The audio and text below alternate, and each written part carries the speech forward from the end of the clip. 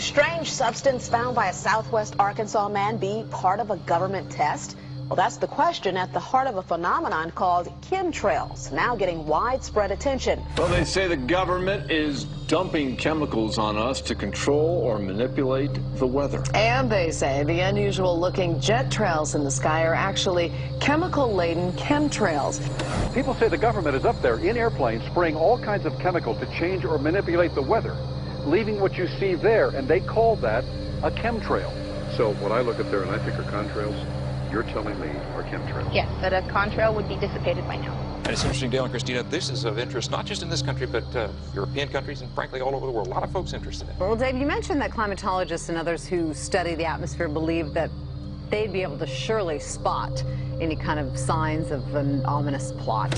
Our journey started in San Diego, California, where thousands of scientists, engineers, policymakers, and journalists gathered for the American Association for the Advancement of Science Conference. One of the topics was the artificial manipulation of the Earth's climate, also called geoengineering. During the meeting, scientists spoke about the plausibility of implementing geoengineering campaigns throughout the world under the guise of preventing global warming. One widely accepted theory was to block the sun by spraying something into the atmosphere.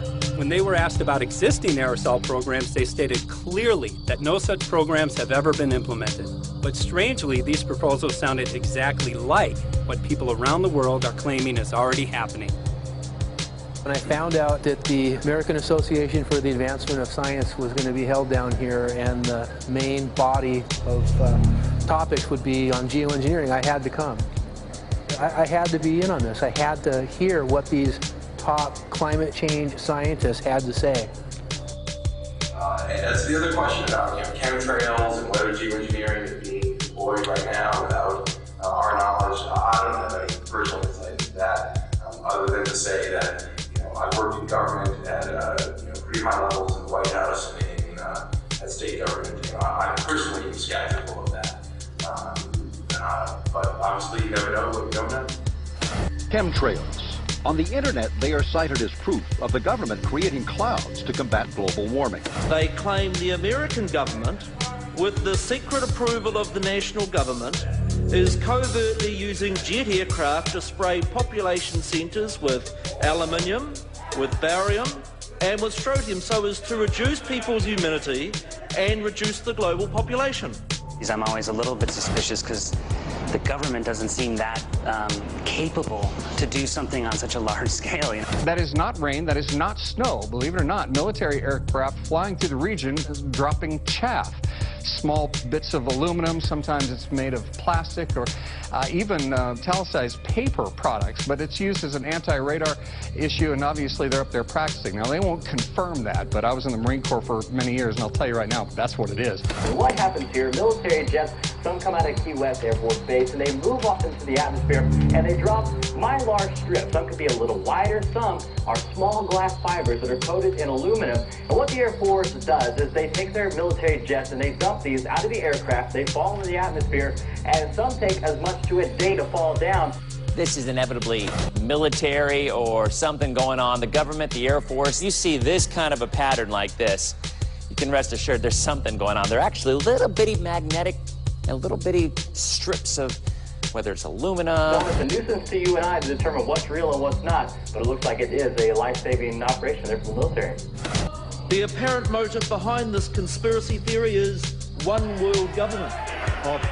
Order, I cannot hear. Mr. Speaker, I want to assure the House that both my ministry and my colleague, the Minister of Health, who have received correspondence on this issue, that this conspiracy theory does not have an iota of truth, and that the trails observed from aircraft simply come from jet engines. Question number 9. Order. And I think what an appalling example it is of the new Foreign Affairs spokesperson for the Labour Party that she's spreading conspiracy theories about the United States government. I think the House has heard sufficient. It is called geoengineering, fighting global warming by putting a chemical dust in the atmosphere and reflecting harmful radiation back into space. We take geoengineering to mean deliberate, large-scale intervention in the Earth's system. There are a variety of schemes that have been discussed for geoengineering. A classic example is injecting reflecting particles into Earth orbit. Nevertheless, there might be some good reasons to think about alumina. It turns out, first of all, there's been a lot of work on the environmental consequences of alumina in the stratosphere. The big deal really is that alumina has 4 times the volumetric rate of forcing for small particles as does sulfur. And that means you have 4 times less surface area for the same rate of forcing. And this is a much bigger deal. You have roughly 16 times less the coagulation rate. And that's the thing that really drives removal. So you could get away, we think, with much smaller mass fluxes. So that's why we see things like in the use aircraft patent from '89, they talk about aluminum. And that's why we're seeing in the surface water samples aluminum. And here's David Keith saying that aluminum has 4 times the reflective volume surface area. So they'd like us to think that we're talking about sulfur, but here they slipped up and let it out that aluminum is 4 times better to achieving their ends, and it sounds like it's going to be one they don't want us to know the effects of. The little picture is from a nanofabrication study, which shows you can make very high quality, and do this in just a jet in a very simple way, make high quality alumina particles just by spraying aluminum vapor out, which oxidizes. So it's certainly in principle possible to do that. There's a big literature that's already looked at that. And you could do that by either building new versions of these aircraft or even re-engineering existing aircraft. So there's some ideas of that. So you go to an engineering firm and you want this done. They don't say this is hard or unusual. They say, okay, yes, we could do it. Aerosol geoengineering looks like it is so cheap that the cost is basically not going to be an issue. That means that implementation decisions will be risk-to-risk decisions. The risk of doing it against the risk of not doing it. And it makes the problem of how we govern it fundamentally harder and different and novel. So I've told you that it's cheap to deliver materials to the stratosphere, and I'm convinced that's true. I don't think that will change. But I think the more we do research, the less easy this will look, the more complicated the environmental effects will look. And that's a good thing, because right now it looks too easy. So I think that if we do more research, we're likely to find out that it's harder and more complicated than we thought, and that the side effects are harder to manage, and that's a healthy outcome that will make it easier to do the management. Of course, the opposite reaction is possible. It's an empirical question how people will actually react to knowledge about this. Another reaction is to say, if these crazy scientists are so concerned about putting CO2 in the atmosphere, they want to think about these things, then that might actually mean we should be more serious about the risks of CO2 in the atmosphere. And by the way, it's not really a moral hazard. It's more like free riding on our grandkids. And by the way, it's not really a moral hazard. It's more like free riding on our grandkids. Numerous air quality studies, including from CARB, California Air Quality Resource Board, have named submicron-sized particulates as being particularly harmful for human respiration. Through all the discussions today, I have not heard any mention of this fallout, and has this been studied, and also the effects of a highly reactive metal like aluminum on toxifying soils and waters? The question is, what would be the effects of these materials on human health if they came down into the stratosphere, in particular small particles and aluminum? So the collaborators of mine working on the aerosol scheme are actually folks from Carnegie Mellon who've focused on human health impacts. And while we haven't published it, that was the very first thing we did, was do the order of magnitude calculation in level pencil and paper, but with an expert on human health impacts about whether there could be an issue. And for aluminum or other particles, there are a lot of toxicological things that need to get looked at seriously. But if you're just thinking about the sheer number of particles and the human health impact of small particles, the answer is, well, we haven't published it. That was the first thing we looked at with some of the leading experts who do epidemiological research on human health impacts, and it's not even close to being an issue. To clarify, so 10 megatons of aluminum dumped into the atmosphere would have no human health impact. So let me be more careful here. To separate out the toxicological, so the alumina we've only begun to research and published nothing. Alumina we've only begun to research and published nothing.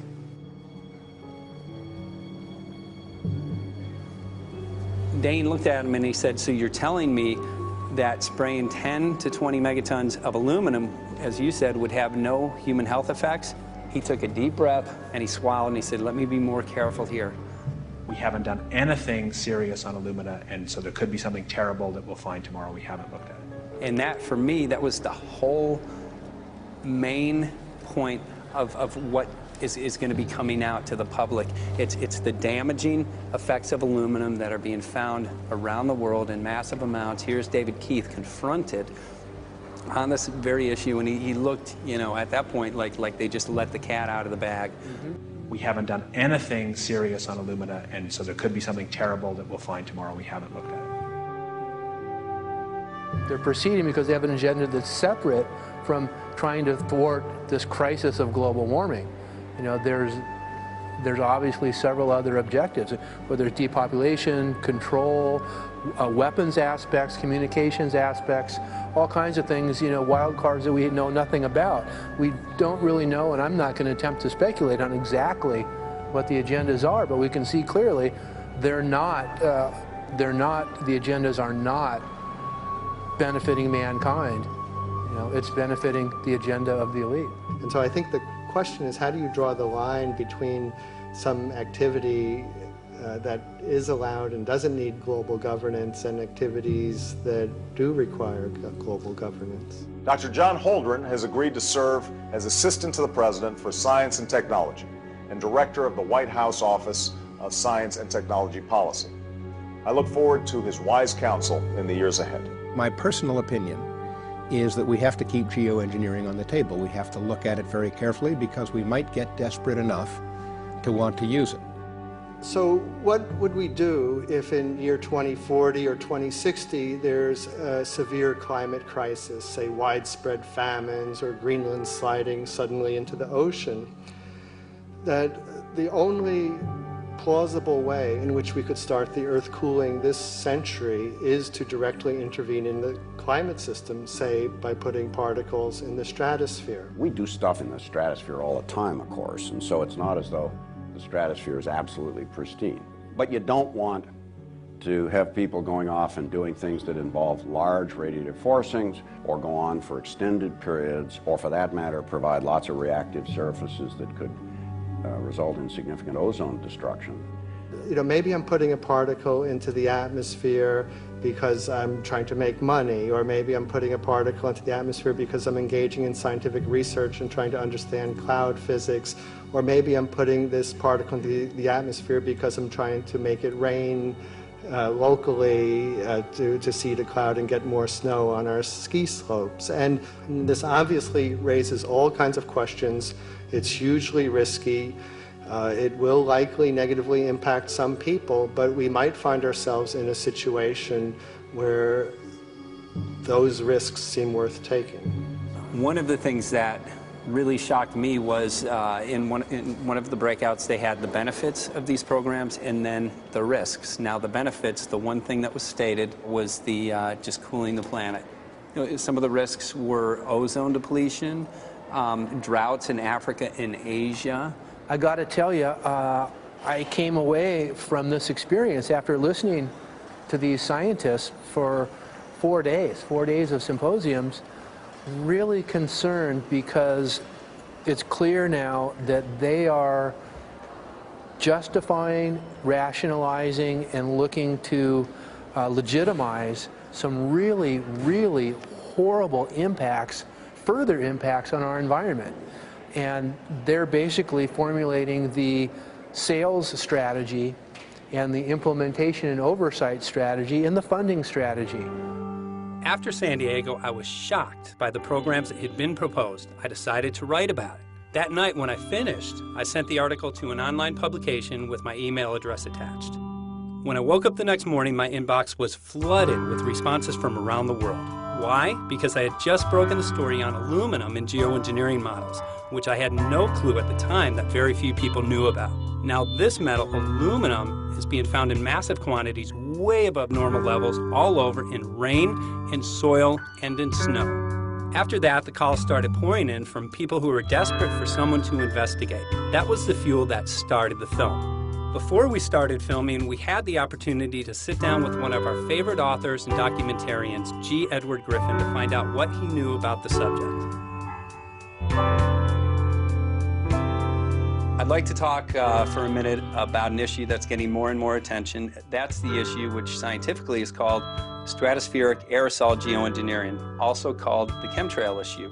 I'm very aware of the chemtrail versus contrail controversy. As far as I'm concerned, it's an open and shut case. I have been watching the development of jet travel from its very beginning. I used to live near the Los Angeles airport. Remember when the first jets came in and landed, man, they made a big noise. We never heard a noise like that before.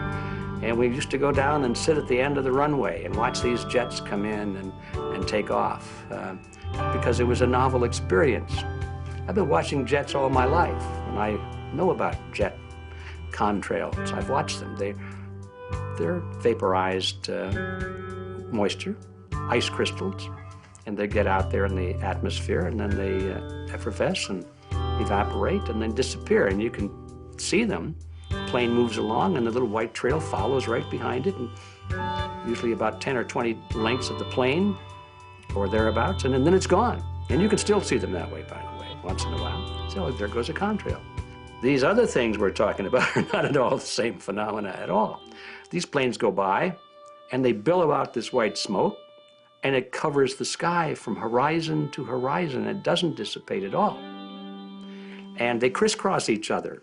And you see this thing cover the sky and turn it milky, and then people start having trouble breathing, and then you hear stories about the aluminum and barium deposits that they're picking up and the residue. And you put it all together, and I don't see how anybody who's got their eyes open and their mind open can come to any other conclusion but that somebody is spending a lot of money and effort to spray the planet. The question is, why? I have my own theories, but I hope that there will be some good investigative reporters go out there and get us the answer. I know that whenever it's finally discovered, and it will be, the people who are doing it will undoubtedly say, oh, well, we did it for you folks. It's for the greater good of the greater number. It's for the society. It's probably to prevent global warming, or maybe it's to inoculate people against some kind of a dreaded biological attack. We can't go around shooting everybody in the arm, but we can spray them and save their lives. You see how good we are? We're doing it for the benefit of society. I know they're going to, whatever it is, they're going to say it was for your good or mine. Think if we had the ability to steer hurricanes, and the hurricane was going to slam into New Orleans.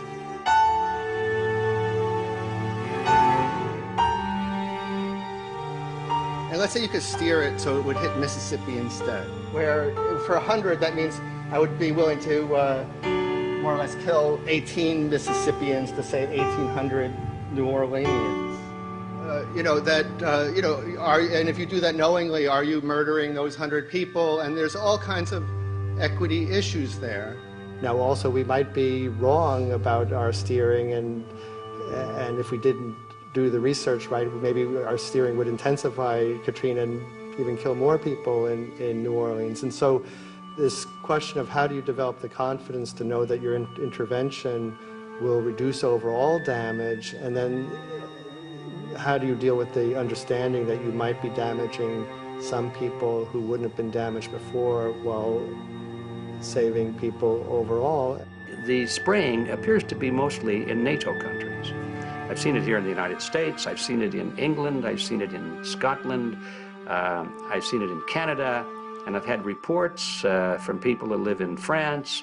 There's a grouping, there's a political grouping here of some sort. It's international in scope. It's not just an American phenomenon, it's international. And anybody that wants to investigate that, I think, has to take that fact into consideration. They're going to find a political grouping and a political motive here. But in my humble opinion, it's not in your good or mine at all. I don't know what it is, but we'll soon find out.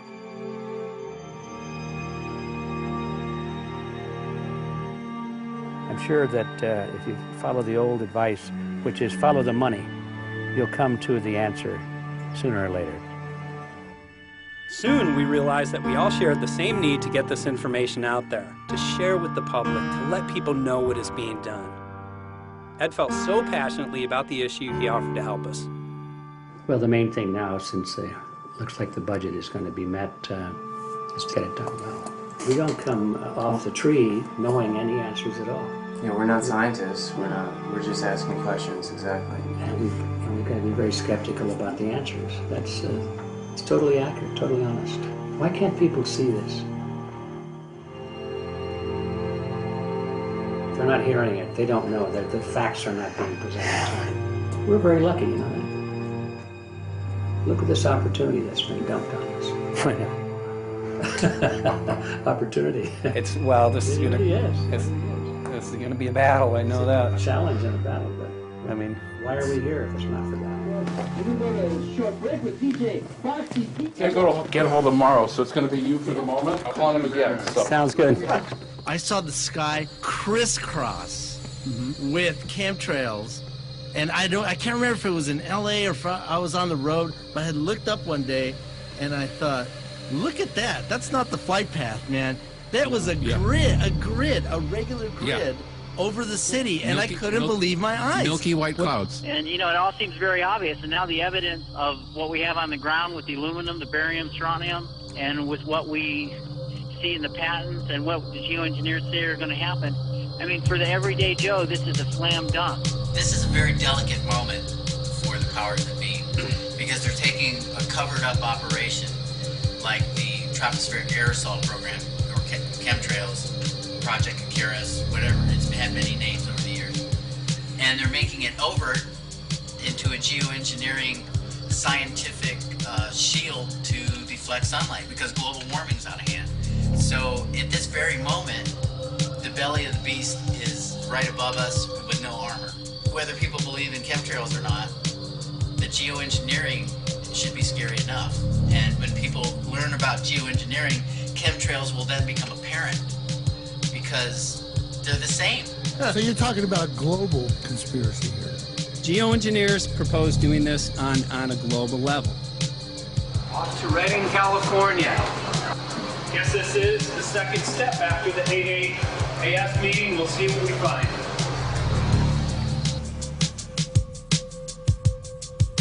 Right here in Northern California at Dana Wigginton's house. He owns over 2,000 acres overlooking Lake Shasta. He told me about some of the challenges that they're having up here. Let's go and talk to Dane. We'll see, you know, what's going on his property. We'll see what he's going through and also what action he's taking based on the test results that he has.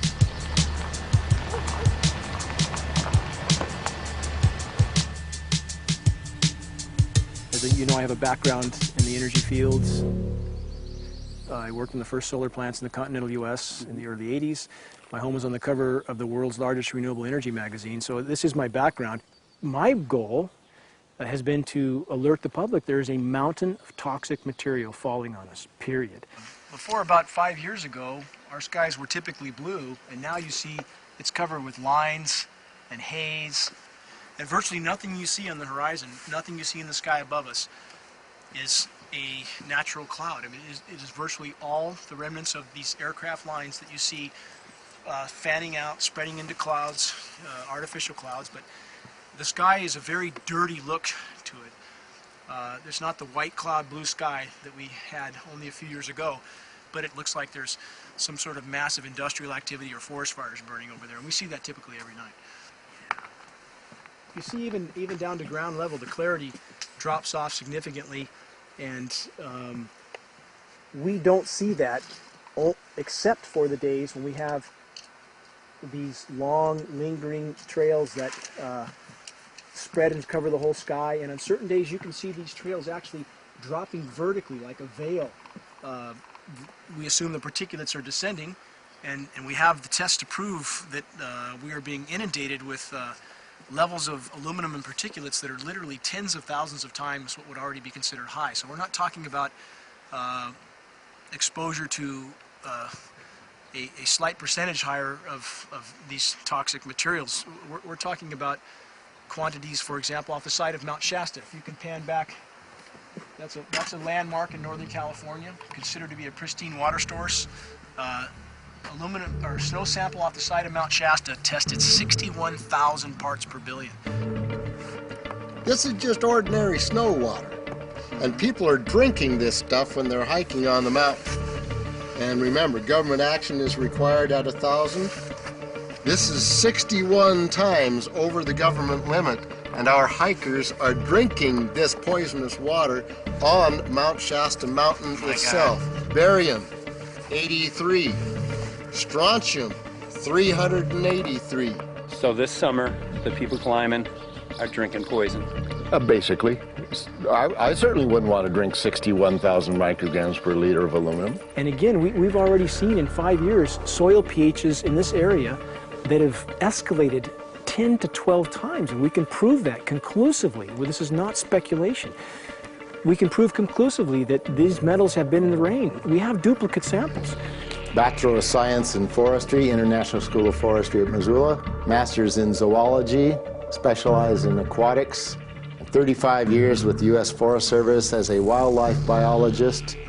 And before that, several years with the USDA Soil Conservation Service as a soil conservationist. Also have run the botany programs, range and grazing programs.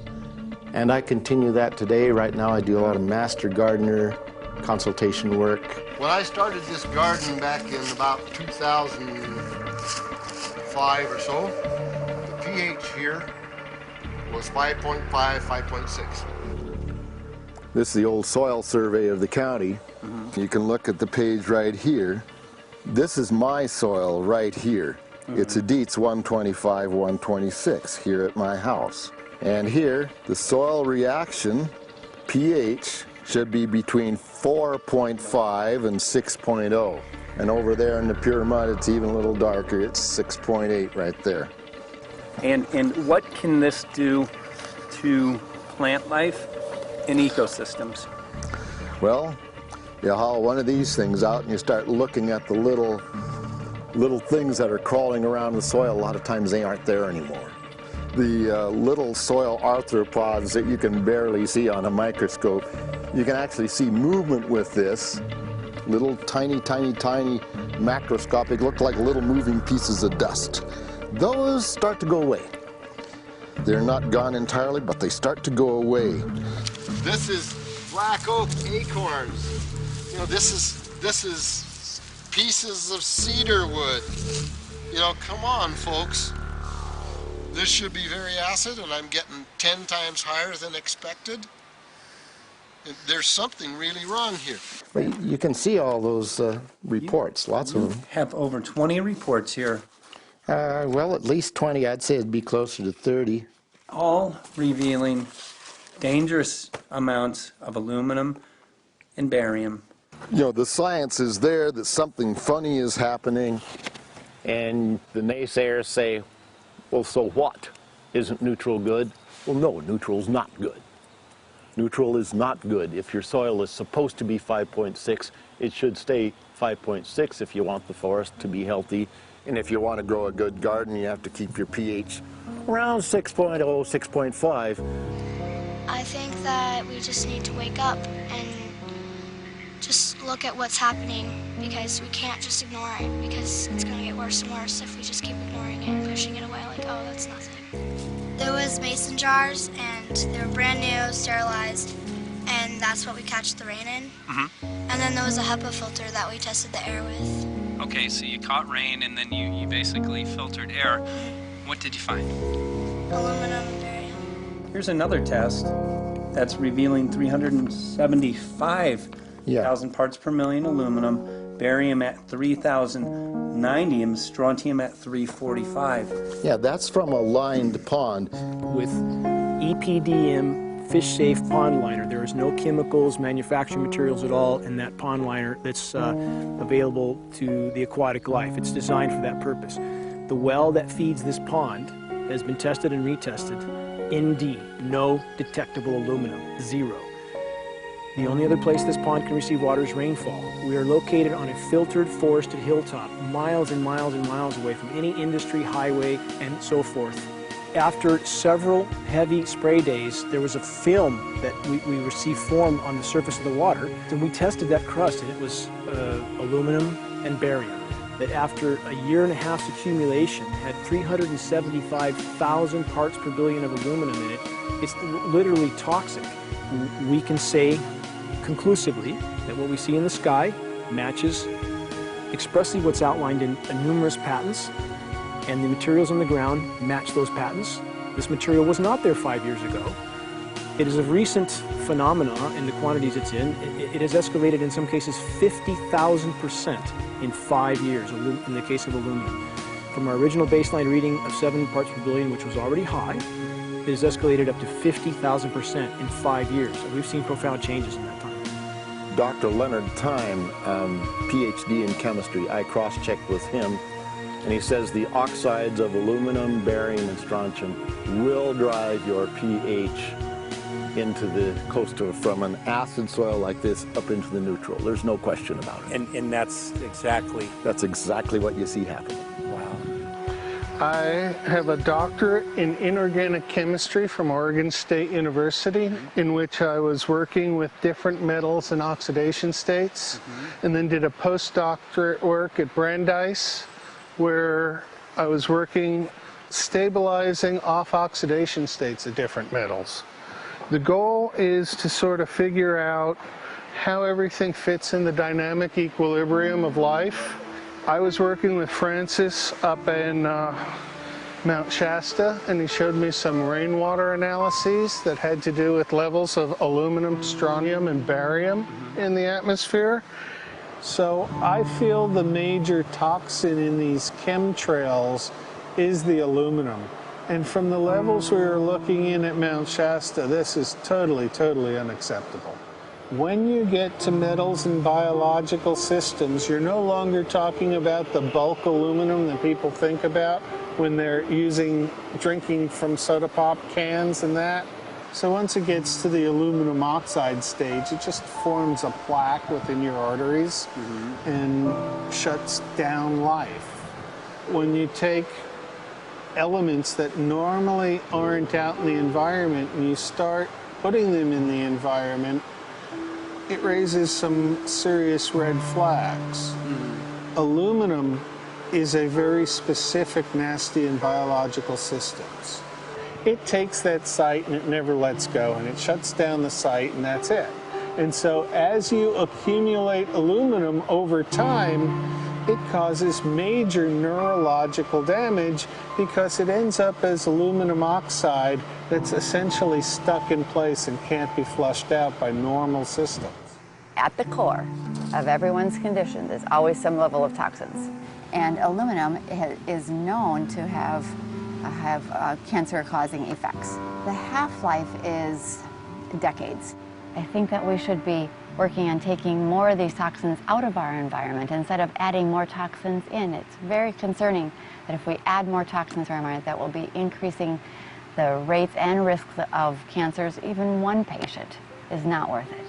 So sad that they would consider putting aluminum in our environment to affect something when they could be causing so much more damage. Wherever the material is coming from, it is there. The amount of metal falling on us cannot be disputed. Absolutely, this is not speculation. The amount of metal in the last 4 years, as I said, have increased to a degree of thousands of times, and California Air Quality Resources Board has studied the aerosols from China. These metals are not amongst them. Mike, the reason I've chosen to focus so primarily on this issue is I feel all other issues are secondary. What could be a greater priority than not being able to walk out your door and take in a breath of air without sucking up heavy metals? If our land base is being poisoned, if our waters are being toxified, what will we have left to work with? Whatever we choose to focus our time and energy on, whatever our political beliefs, that this is a common ground for all of us. We must have air that we can breathe that's not full of toxic chemicals and metals. We must have water that's not completely laden with whatever is being emitted from these aircraft. And if people stopped to consider that the atmosphere is as thin as a layer of paint on a basketball, it is an extremely thin layer that allows life to exist on this planet, to simply treat it as a physics lab and experiment with it until it is broken beyond repair is folly of unbelievable proportion. And if people understood that this sort of experimentation not only is going on, but has been going on for a very, very long time. Going back 50 years, there's been countless climate manipulation, weather modification programs that the vast majority of the public is completely unaware of. And if they think that this is not true, that certainly that somehow they would have known if it was occurring, I would ask them to look at things like Agent Orange and the things that governments do because they can, because there's no one to stop them, because they have these huge military machines that want to control everything, and in fact, the government's own document, perhaps you may have seen, it's available to any online, is called Owning the Weather, an expressed goal of our government, and not just our government. He told the Associated Press that the American government has created weather tampering techniques so that the New World Order will be able to starve millions of Americans and to control the rest. There is weather control techniques. Number one, the entire patents on the equipment. Number two, Senator Claiborne Pell's complete statement and story of his own that not only does it exist, but that we even utilize it as far back as the Vietnam War. Well, Murph, We're going to do what we can. let's see what we can do. You got the scientists behind you. The scientists are with you, so at least this scientist is with you. I may not have $1 million budget, but I've got enough to show that something's dreadfully wrong. You got it. All right. So Arizona will be this Monday, the 21st. Senator Johnson up in Show Low. So we're going to be in the car a long time.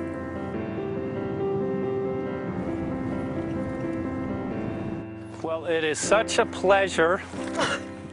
This is such an excellent place back here, I'm telling you, Michael. But you know what? We love it. It's so private and it's so quiet and peaceful. And please come in. My name is Karen Johnson. I served in the Arizona State Legislature for 12 years. I was in the House for 8 of those years and in the Senate for 4 of those years.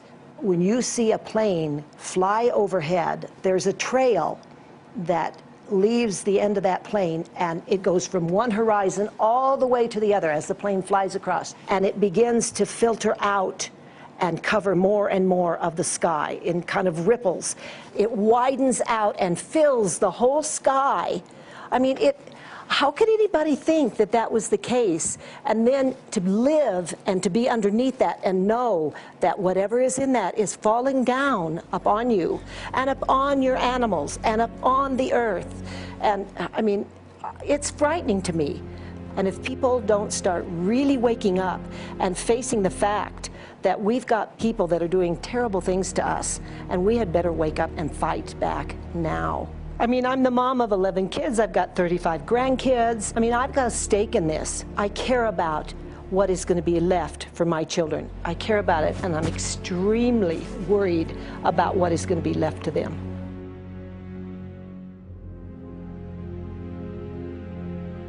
Aluminum is toxic, and we know that it's accumulative.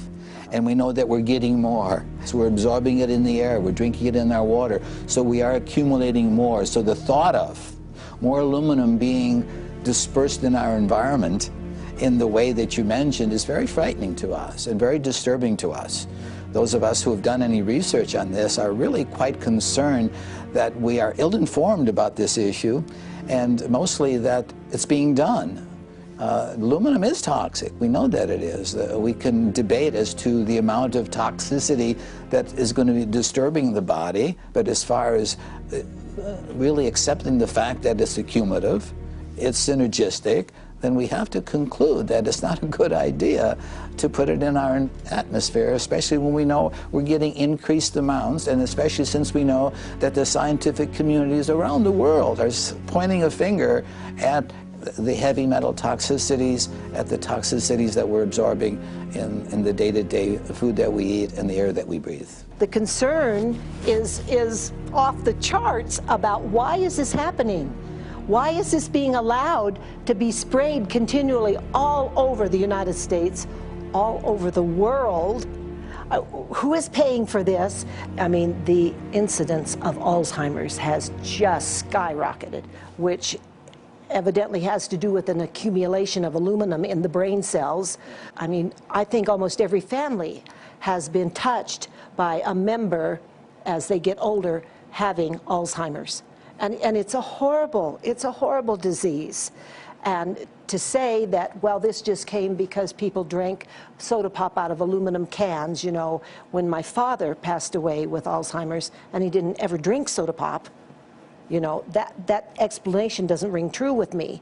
And so I'm wondering, how much did this chemtrail spraying back in the Illinois area affect him? Aluminum and fine metal is an accelerant.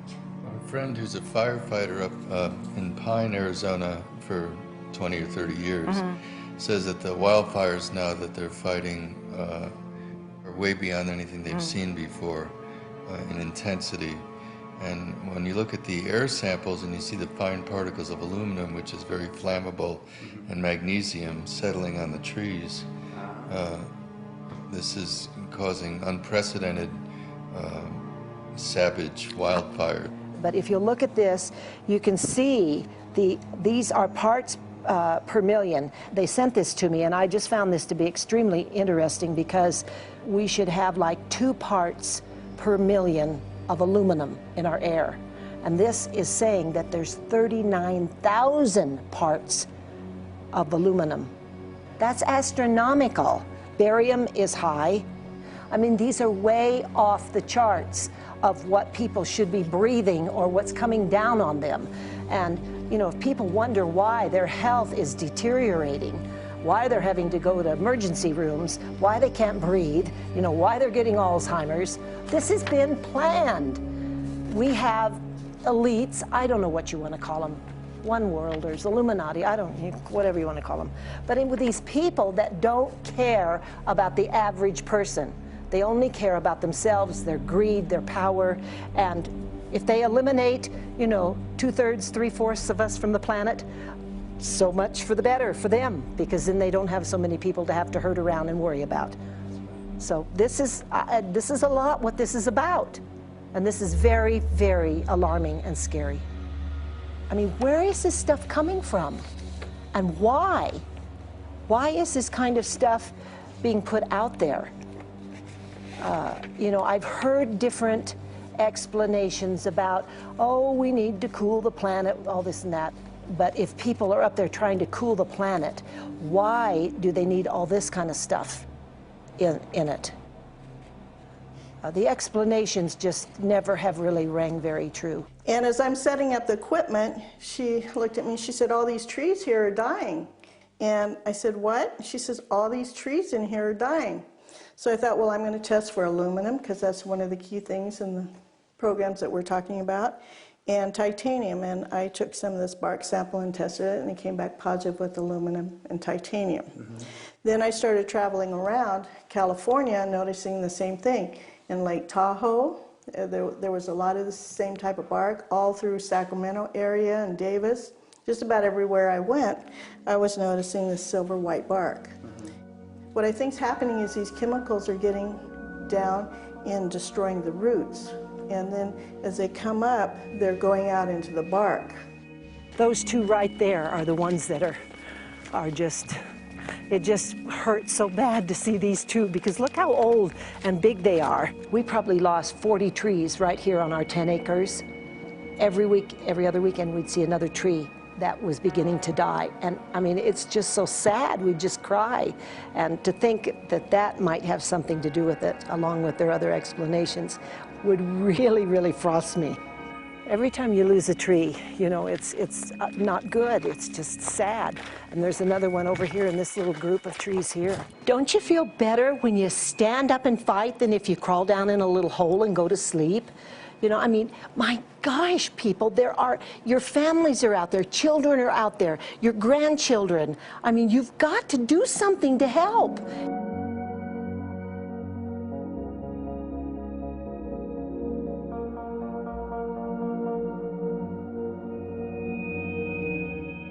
My greatest hope is to get people to question.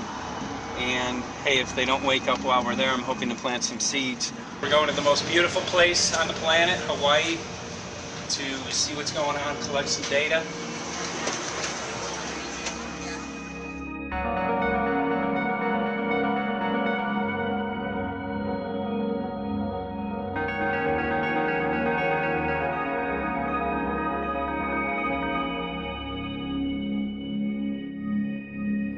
Thank you for having fun with us. Hope you enjoyed the trip.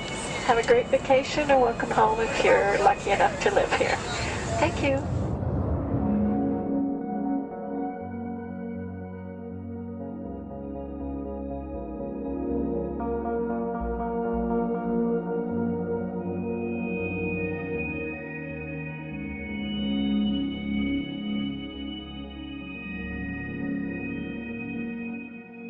The whole valley's off the grid, so it's either solar, wind, or generators.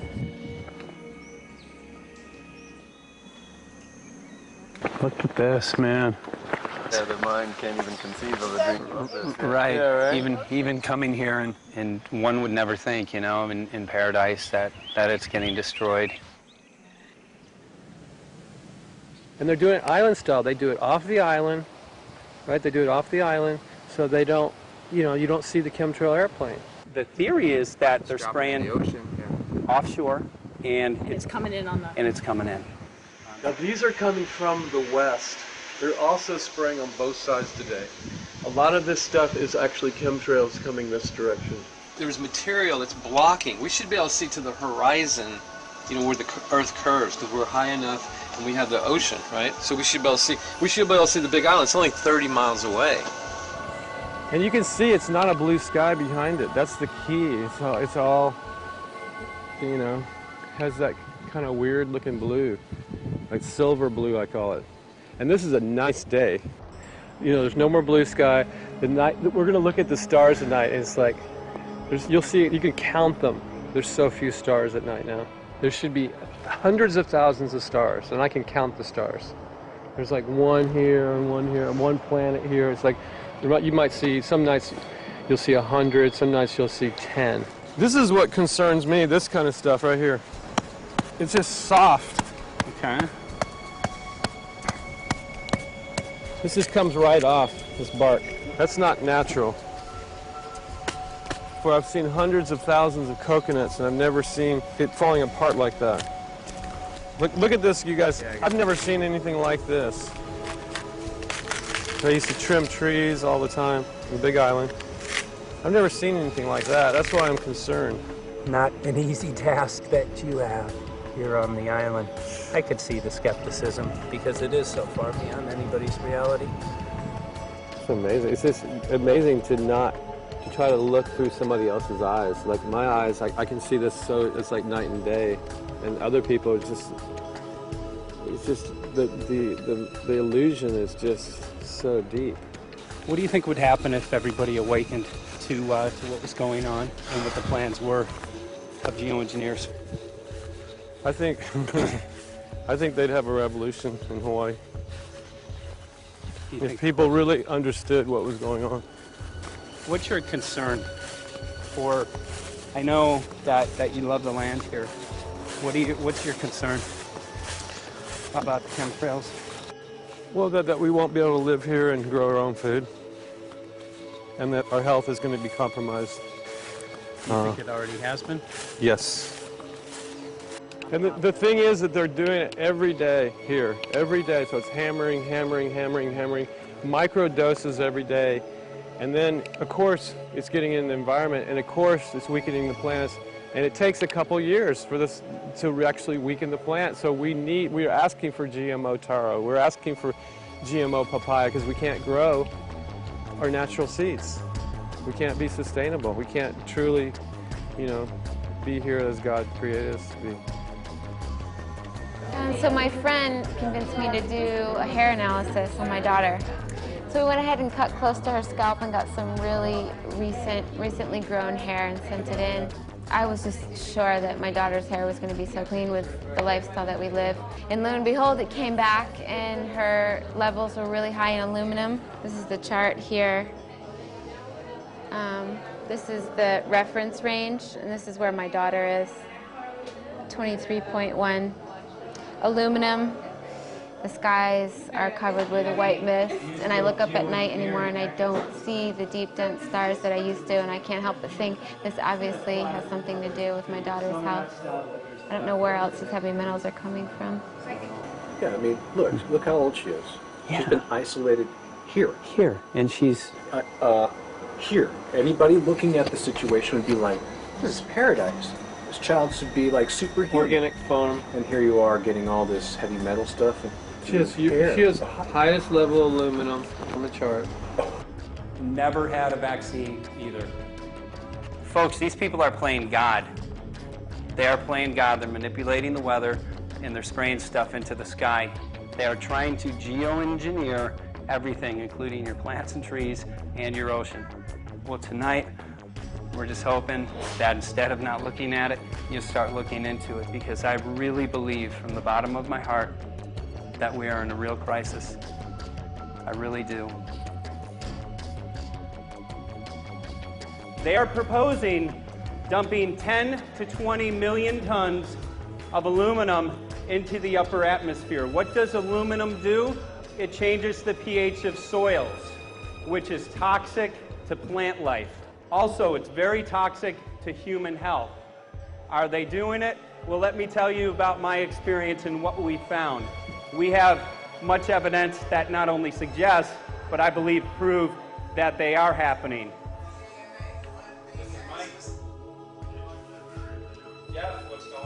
And as I promised, we're joined right now by a very special guest, Michael J. Murphy, currently on location in Hawaii. He's working on a documentary film called What in the World Are They Spraying? Michael, welcome to the program. Great to speak with you today.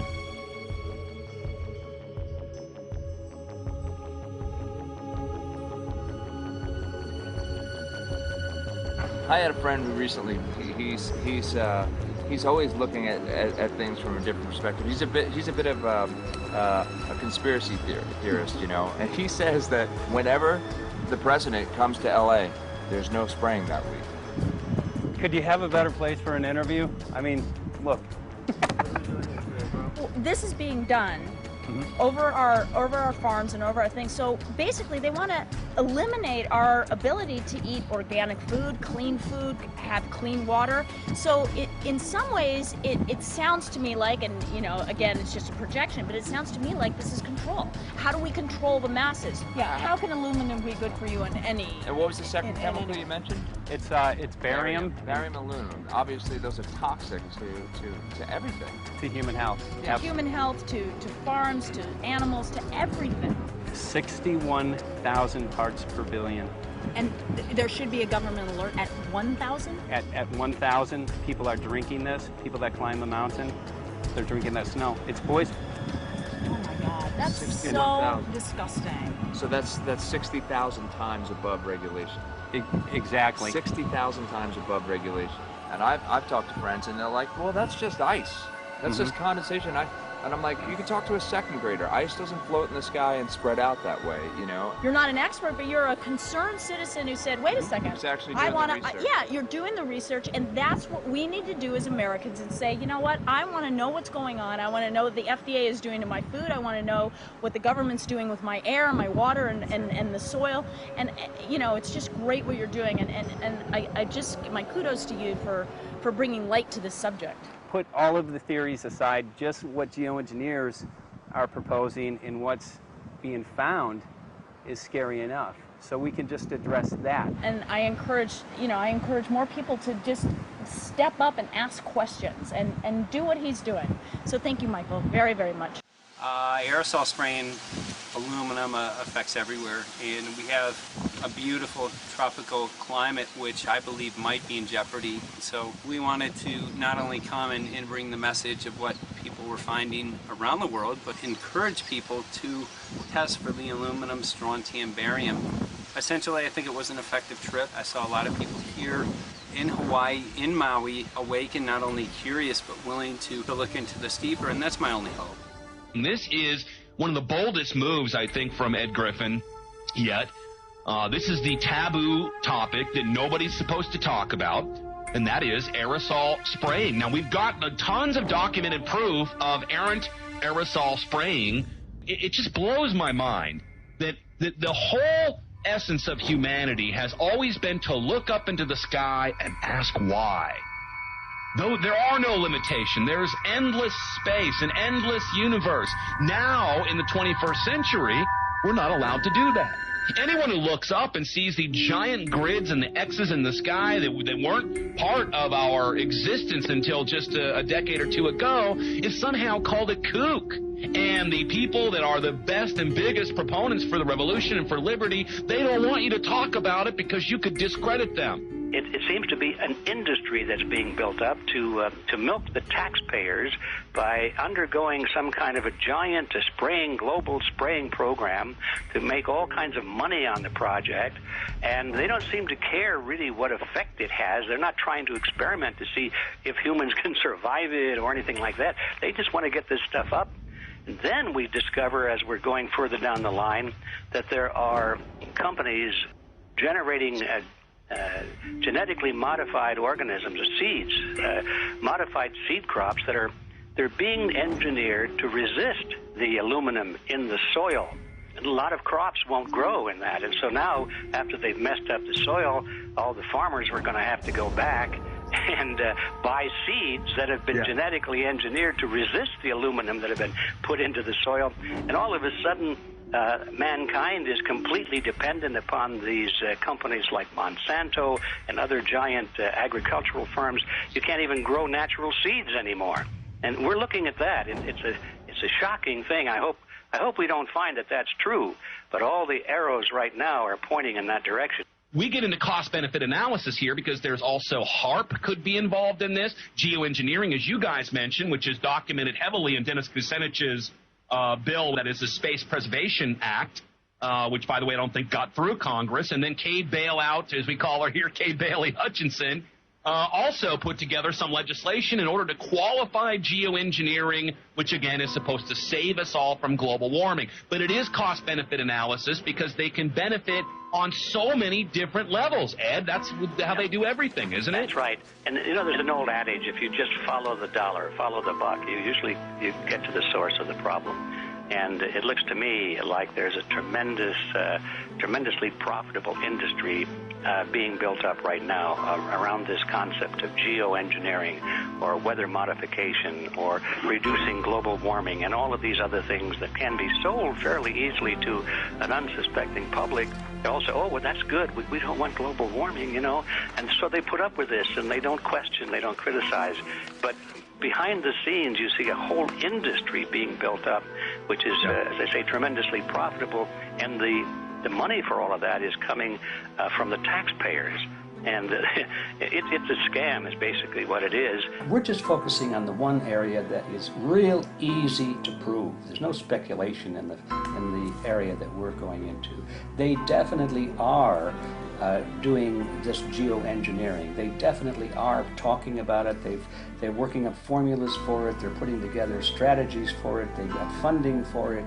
Everything is in place. We don't even have to go into those other areas to make the case. Okay, let them believe that, but at least they must understand that there's no question that they're talking about it and planning to do it. And so shouldn't they be equally alarmed about what they're going to do if it can be shown that barium and aluminum and some of these other toxic metals are very destructive to the planet and destructive to human health? Isn't that enough? You know, how many issues do we need to crank into this? And so, you know, if you're going to kill the planet and kill the population, do we need any other reason to be alarmed? What in the world are they spraying? Thank God people are asking this question. That's all we want. We just want to be able to ask these questions. Our good friend G. Edward Griffin, all these years, Mike Murphy and Paul Wittenberg are doing this great effort with your help. This is a community effort to get people real information. What in the world are they spraying? Any final quick comments before we're out of time? And my only final thought is that we asked the question, what in the world are they spraying? And we now know what it is. And folks, you're not going to like it.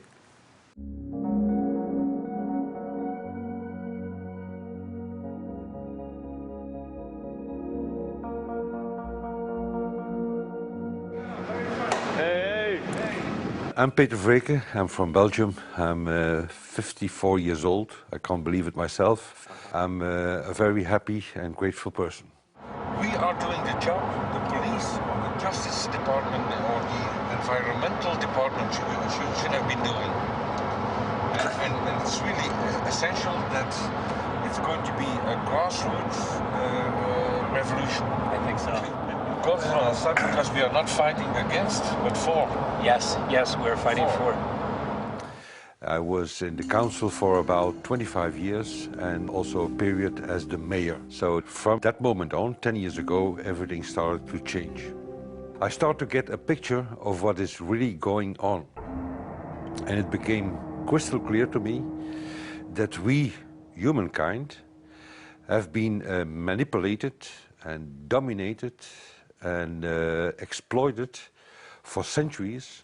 So, and this chemtrail phenomenon made me angry because I was so helpless. You can decide what food you're going to eat, whether you're going to smoke, what water you're going to drink, what kind of life you're going to lead, but not with this phenomenon. Then you are just a victim. It's only a game. And there have to be good guys, and there have to be bad guys. And luckily, we are in the position to be able to play the role of the good guy who has the chance and the opportunity to overcome. 3 days that we shared with them, my heart just dropped because it was such a beautiful way to live and such a peaceful way to live. I left thinking, what's this going to be like in 10 years? Is everything going to be killed off on their property? And if it is, how are they going to get their food source? Are they going to have to take a class, you know, and get certified by company XYZ? And what are the requirements for that? And that really is the end of freedom. I'm concerned about that. I definitely, I really am. Yeah. I learned to say everything is now as it has to be now. And everything is going to be okay. It's going to be all right. It's going to be okay. Yes. I have this deep feeling that in the end we will prevail because we have the right on our side.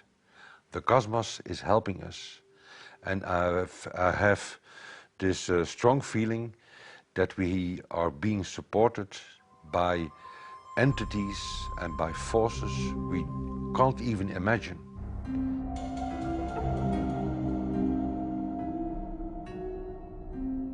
Here for the first time we have this scientific proof that we are being spread. We are being spread, and it's incredible and it's hard to believe, but we are being spread. I think at this moment to stop is not an option. Once you know it and once you have a tool like this and an opportunity like this, that the issue of chemtrails or persistent jet contrails or whatever name you use for it, that this phenomenon is recognized as being real, publicly debated on. In the context of geoengineering, I think it's high noon to bring this to the public. This is what the sky is supposed to look like. These are old paintings. We forgot this, I'm afraid. In the years that I have been a medical research journalist, I have looked at many things, and I found the same three issues in whatever I'm looking at. And that is that we are being dumbed down, we are being made sicker, and we are being made infertile. Citizens gathered from around the world in Belgium for the first International Chemtrail Symposium. The event attracted leading professionals, politicians, and activists who discussed the health, environmental, and social implications of these programs. Today it's only going to be about facts, documents, figures, patents, licenses, everything that brings us to the truth. We have no other weapon against this vast complex than exposing and bringing their dark works in the light of the truth. We have the hope that by our efforts, more and more people will become aware of the fact that we are deceived by our leaders. So today, we, as a family, join forces with the people who publicly made known to the world that chemtrails are not a conspiracy theory, but a conspiracy fact. From the Technische Universiteit Delft in the Netherlands. Ladies and gentlemen, please welcome Koen Vermeeren.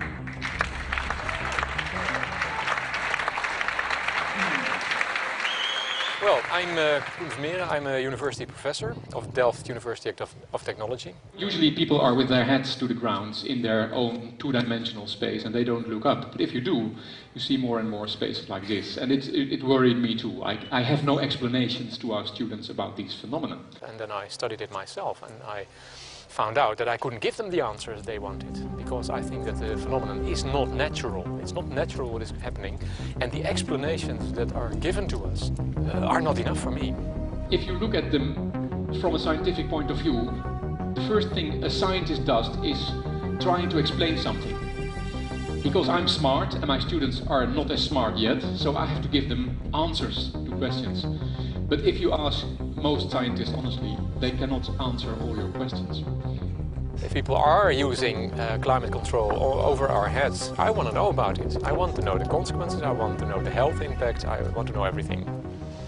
I need, as a teacher in my university, to give answers to my students.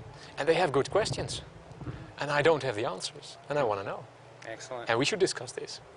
Ladies and gentlemen, for here you in the auditorium and for all over the world, Michael Murphy.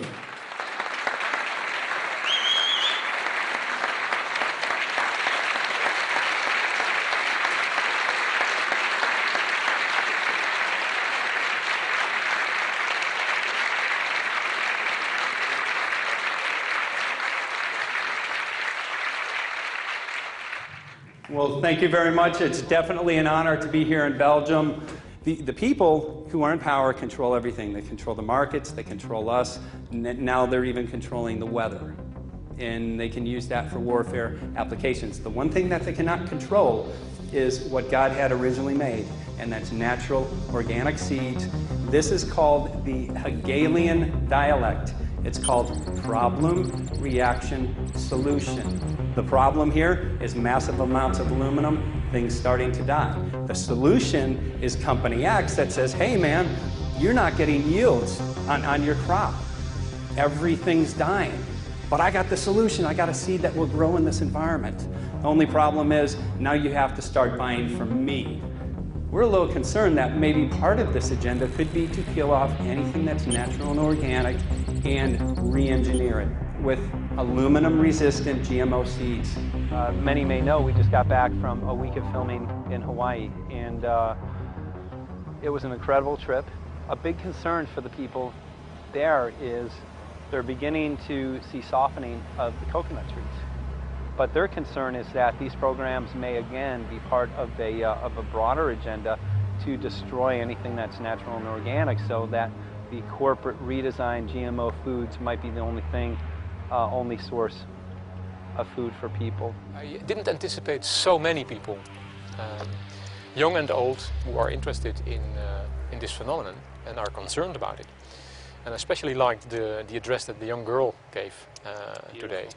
Only 17 and already making an address to the audience. That is, well, incredible. My name is Sofia Xenidis. I am 17 years old. It is quite scary to know that the air we breathe is not what it's supposed to be. That the food we eat and the water we drink contain traces of those substances which are sprayed out over all of us, as though we were being poisoned like insects. The feeling that this is causing me are feelings of deep anger and rage. I don't want to be poisoned, I don't want to be infected with cancer, and I'm just so angry that this global poisoning can be going on such a massive scale, and not enough is being done to stop this crime. A clear answer to one question. Are we being sprayed? Have we been sprayed? And is it their intention to spray again and again? What are we going to do about it? How are we going to deal with it? How are we going to stop it? I know the answer. There is only one person who can stop it. And you know him. You are. You are the person, the one you have been waiting for.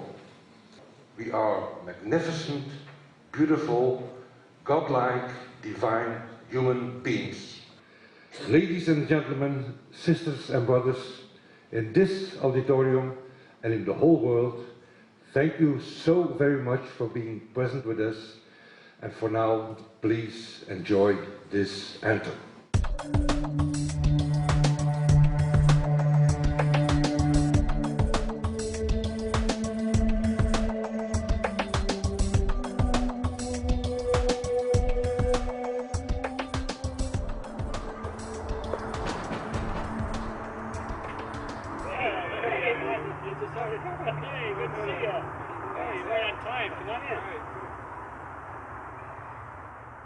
So anyway, I'm glad that the weather's been good for you fellas so far.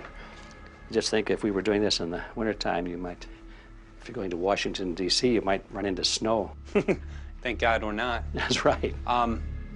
You know, it's interesting because of the different weather modification programs. There's something like, I think, right around 32 in the continental U.S. alone going on. So the theory is that geoengineering is in part weather modification. You know, Mike, that's a very good point. There are so many subsets connected with this issue of geoengineering. People are writing to us all the time with information about the connection to global warming, the connection to weather modification. Some people think there's a connection with Morgellons disease. Others think it's kind of a means of transmitting electromagnetic impulses from the HARP antenna system up in Alaska and Siberia. Boy, it gets your head spinning.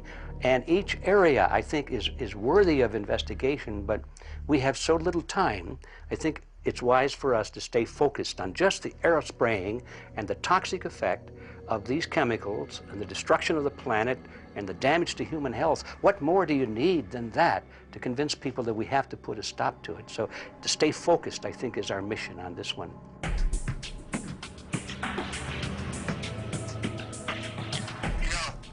Jeremy, we had an idea. We know that you know the political system real well. Our idea was this. We have a ton of data and information that we've collected throughout our travels, and you know, we really think a good way to end the film would be addressing this to elected officials, some of the senators. So we were wondering this, if you might be able to come and kind of help us out and perhaps show us the way in how to get this done politically. But it sounds like a really good idea, and I'm also going to get to, in terms of researching who it is that we should really focus on talking to about this. At the very least, if we could make it impossible for them to claim that they don't know at this point, we can strip away their plausible deniability that they haven't heard of the data that points to geoengineering stratospheric aerosol operation already going on. At the very least, it should be very interesting to go to district of criminality and put some people on alert. Yeah, you have a lot of enemies in Washington. That's where all the power comes together and the money, you know. So there are people there, I'm sure, that just don't want us to do this job. But I'm glad you're going, and you'll find out.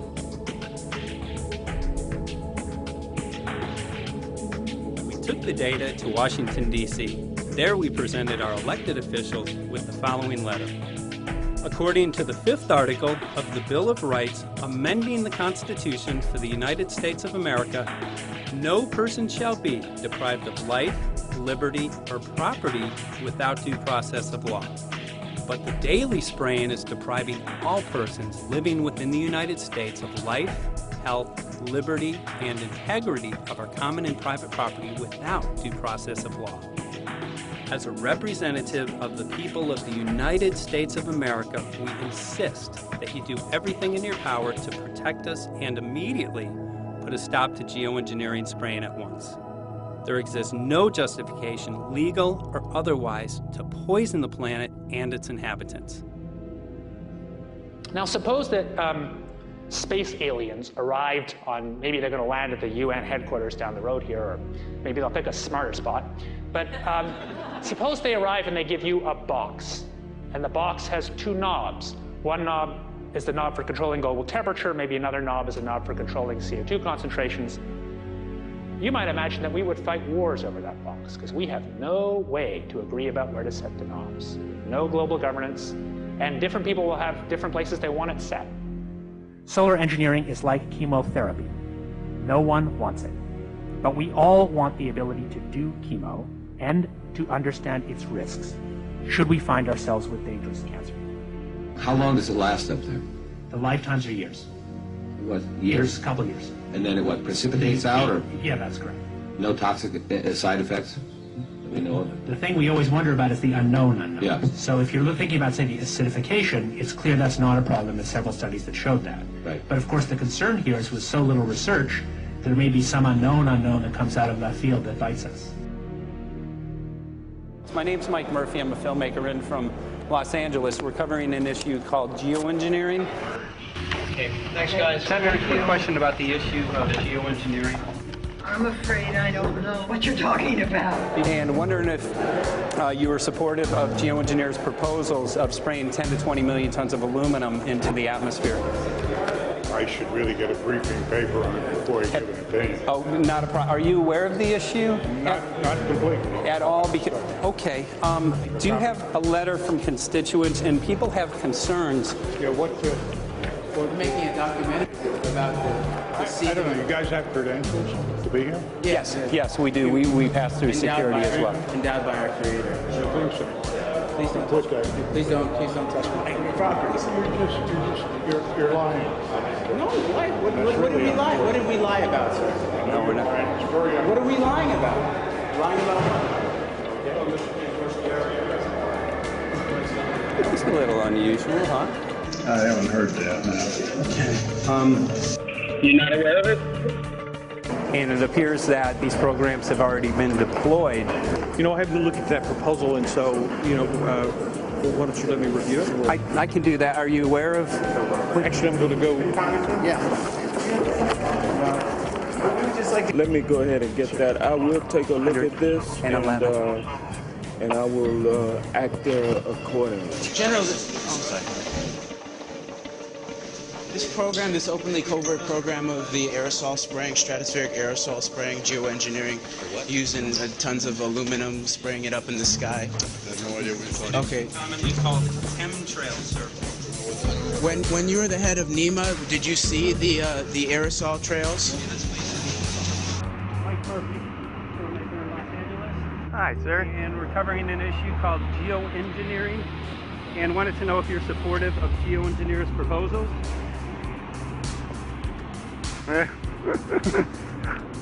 Congressman? Hey, Congressman. I'm wondering if you're supportive of geoengineers' proposals, which is dumping 10 to 20 million tons of aluminum into the atmosphere. Pardon? Okay. You make an appointment to my office. I'm not supportive of it. I haven't looked at it. So I don't. Have you heard of the issue? Because it's becoming mainstream in public, and there are actually congressional committees which are being formed to talk about these programs. Mm-hmm. Yeah. Well, I think when we drop anything into the atmosphere, we should know prior to the effect of that, right?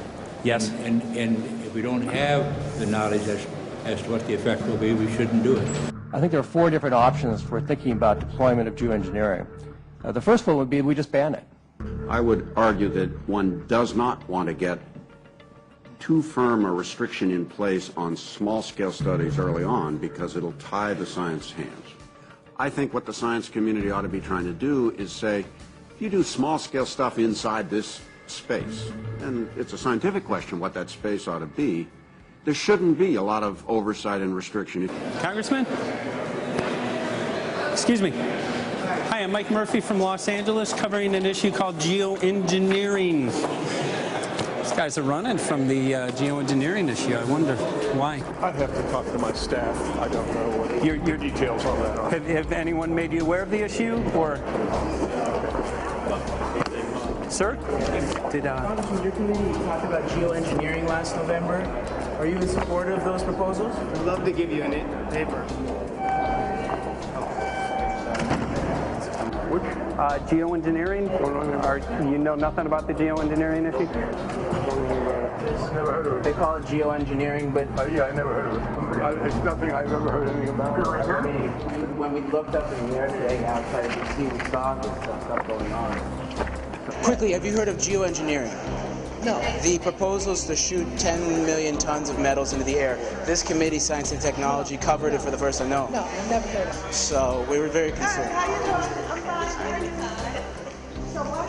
We spoke with Congresswoman Watson's office, and her press secretary, Ms. White, was familiar with Representative Kucinich's Space Preservation Act, which mentioned chemtrails and the weaponization of the atmosphere and space, and then it was pressured to be taken off the bill. Did you see the aerosol spraying going on today over the Capitol? Congressman? Geoengineering carries with it a tremendous range of uncertainties, ethical and political concerns, and the potential for catastrophic environmental side effects. He's not one to do interviews very often, so not unless we usually really pressure him into it. Okay. So don't, all that is, don't hold your breath. As chairman of the Committee of Jurisdiction, I feel a responsibility to begin a public dialogue and develop a record on geoengineering. We want to know if you're supportive of their measures by spraying 10 to 20 million tons of aluminum into the atmosphere? No, I think we need to have more research.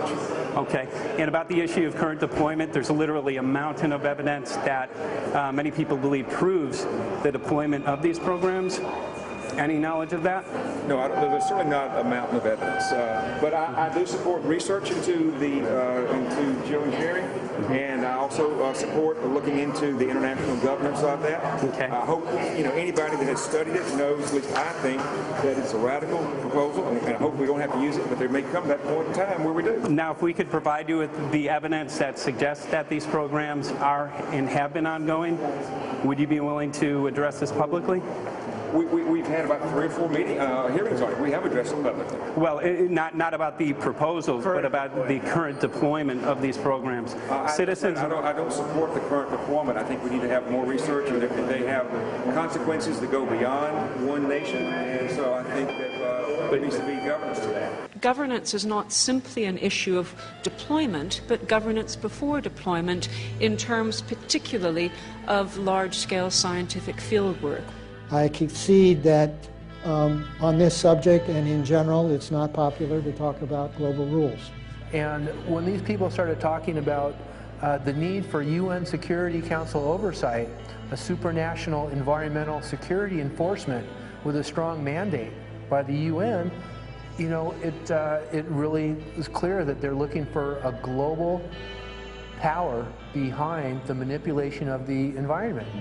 But I do think it needs to be sort of an international kind of treaty that does tie and bind all nations into a common fate. It is a common fate. And unfortunately, it's not just big governments that could do this. It is small governments. It is billionaires probably could figure, I'm going to save the world all by myself, and I won't bother to mention it. How do we decide when there's a planetary emergency? Whose hand is on the thermostat? How do we decide when to start it? There's no way to do that right now. And what if we do start doing it, and then by some problem with the technology or with the will, we can no longer do it? In a year or two, the aerosols will come out of the atmosphere and temperatures will shoot up at a rate much faster than it's going up now. And it's that rate of change that's hard for us to adapt to. So once we start it, we'll be sort of locked into doing it for a long, long time. And so that, and with basically no end in sight. Boeing would pursue this to make a profit, right? I mean, the financial motivation to do this. Let's see. So let me not speak for Boeing. Is that allowed? Okay. Yeah, well, it is what it is. No, but someday, if the U.S. is going to decide to do this stuff, they're going to look to a company who can do it, and you want to be positioned. Boeing would rather be get it than Lockheed Martin.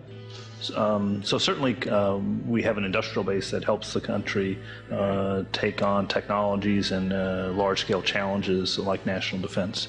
And we do that both for a profit motive as well as, I think, as a national service. So I think it would be truly disastrous if, you know, we discovered a few years from now that there was a black program that some government had stood up to sort of learn on the quiet how to do this. It's pretty clear you can cool the planet, but you will not and cannot bring it back to exactly the same climate state you started with.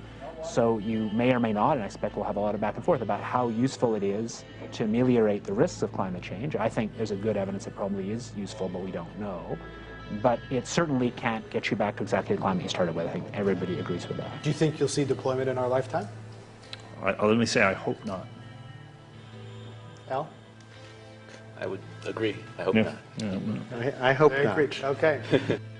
I see this as something like an evacuation plan. You know, that you build big dikes. Maybe that's the emissions reduction to try to keep the flood from wiping you out. But that if that flood should come, that you'd like a plan for what to do in the event of that catastrophe. So I see these options more as a catastrophic response option and not as a way to reduce risk of everyday climate change. You would advocate mitigating consumption of beef as a means of accomplishing your objective? Yes. How would you suggest going about that? You can't. I don't add.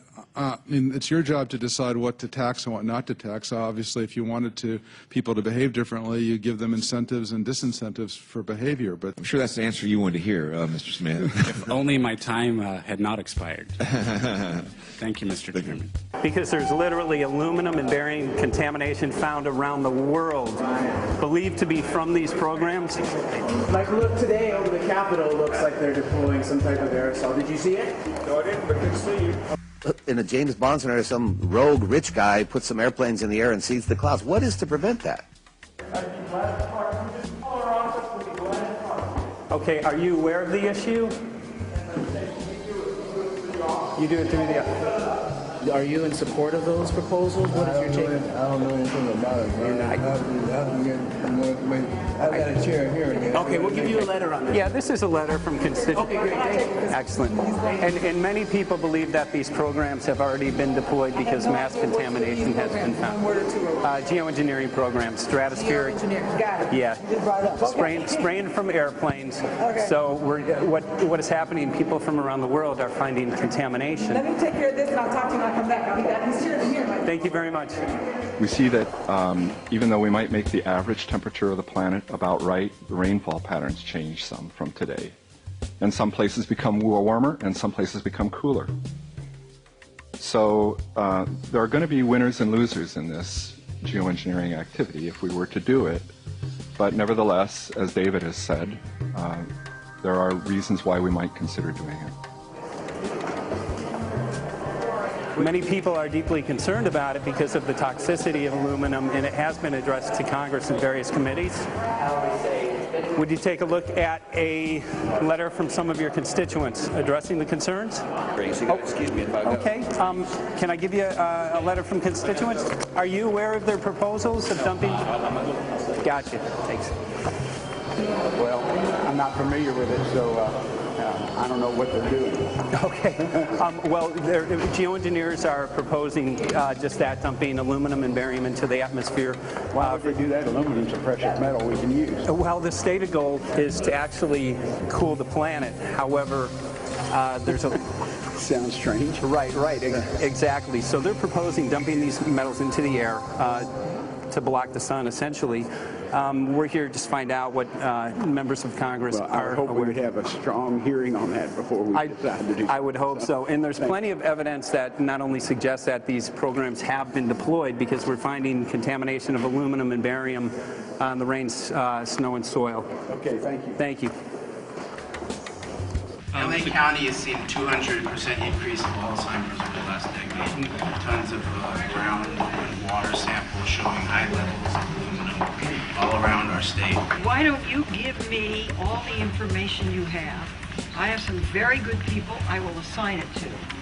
And if you get it to Mr. Lavelle, okay. we will He's get got it my to card the and right- send me an email and Yeah. we'll Sounds take a look at great. it. We'll be in touch. We are Okay. investigating this, and there's literally a mountain of evidence that suggests that these Okay, programs are move going that on. mountain over to us. You Let got us it. take a look at it. And look up, Thank you. looking up into the sky, and you'll see some of it. Oh, okay. You will. You All can see right. the aerosols being sprayed out of airplanes quite a bit.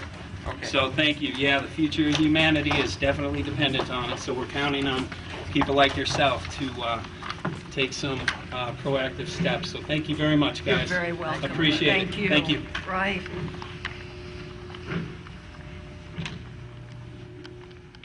A lot of Congress was running down the hallways to avoid answering any questions, looking for doors in the hallways. So apparently the war is against all of us, and we're all in a hostage crisis. People who took an oath to uphold and defend the Constitution are not only know this is happening, are participating in this. And all of us have a duty to stand up and speak out about it. Why is the water being contaminated? Why is the soil being contaminated? Why are aluminum-related diseases going up? And it's affecting all of us, and thus we all have the duty to stand up and speak out and get educated and stop this. For our own sake, for our children's sake, it is a crucial moment in history right now. As human beings, we need to decide whether to live on our knees while being sprayed and poisoned every day, while being under a continual threat, or whether we are going to stand up and live as free human beings and seek truth, justice, peace, and freedom for all of God's children. So as you can see, we're ending our film here in Washington, D.C. We've made many public officials aware of this. Most of them either denied any knowledge of this, or they simply were unwilling to address the situation with us. So as you can see right behind the White House, we do have aerosols behind us. The spraying has continued. What is the solution? Is the solution here in Washington, D.C.? Clearly, this is one of the solutions, but the solution is not only here, the solution is within you.